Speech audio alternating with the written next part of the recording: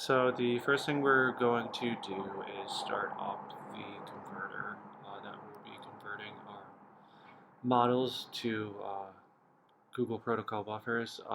Right now, in this one, it just is converting the space frigate just because that was the base in here, but we use this same converter to go for the Bermundi fish, the corset, the avocado, and the tripod camera.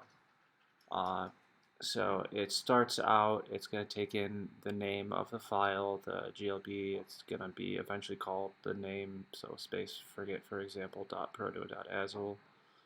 We're going to step by step, so we're going to be taking that raw data, and we're going to be setting the VBOs for the norms, the UVs, the indexes, and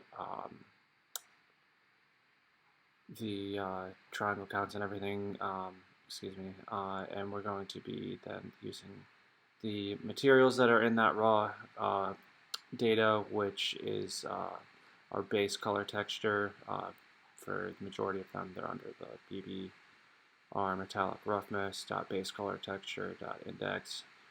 So that will be just setting our indexes for those materials, and then we're going to write those to a proto file. Alright, and then now we have the engine. So the main part of this is done in game. It's going to load content. So we're going to start, we're going to create the managers for each object that we're going to use. So we're going to start, we're going to make our camera, we're going to set up its perspective and everything, and then we're going to load the fish mesh. So it's going to take in that proto.azul for the fish, the core set, the camera base, the camera tripod, and the avocado.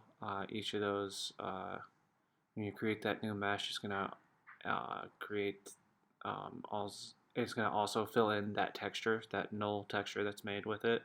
So we're going to be creating textures for all 5 of those objects, and now we're going to look at the proto mesh. So what happens is when you create a new proto mesh, you have the file name, the texture, the file priv create VAO. When priv create VAO is called, we're going to go to that right here, and it's going to create our VIOs for the object.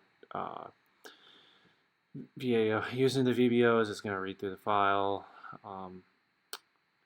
and deserialize the protocol buffer. Basically checking all our data right there.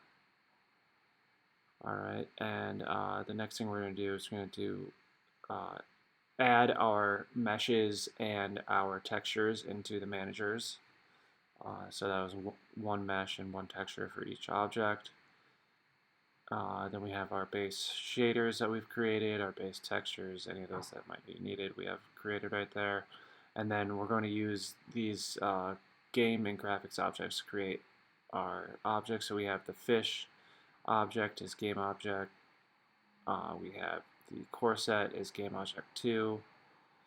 The camera is pretty cool because it's a multi-mesh object. So the graphics object actually, or excuse me, the game object actually has both graphics objects for the tripod and the base.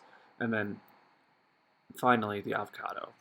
And the main crux of what is happening in this application is that update is being called every frame, and so it's going to be continuously checking. So those are the keys that it's checking for to see if anything's been hit. Your basic left, right, up, down to move the camera around. The most important one of those being C, the camera, which uses a in and out and reset function for the anim. So that's going to be called every single that frame, and here is the actual finished product. There is the fish, avocado, core set, and camera. The camera is both of those meshes put together. The base and the tripod are actually two different graphics objects within the same game object. Thank you for watching and have a great rest of your day.